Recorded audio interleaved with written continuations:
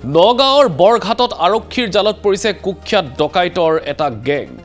Pistol আৰু সক্ৰিয় গুলীসহ গ্ৰেপ্তাৰ 3 দুৰ্ধৰ্ষ ডকাইতক।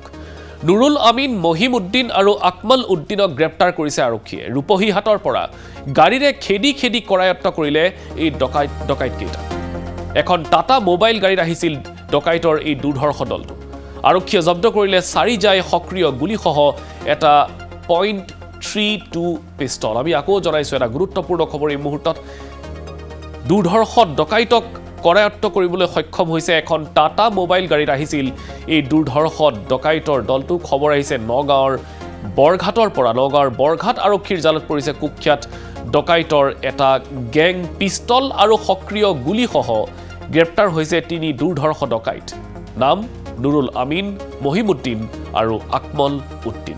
ইতিমধ্যেই এই 3ওকে গ্ৰেপ্তাৰ কৰা হৈছে। ৰূপহীহাটৰ পৰা গাড়ীৰে খেদি খেদি কৰায়ত্ব কৰিছে এই ডকাইতকেইটা।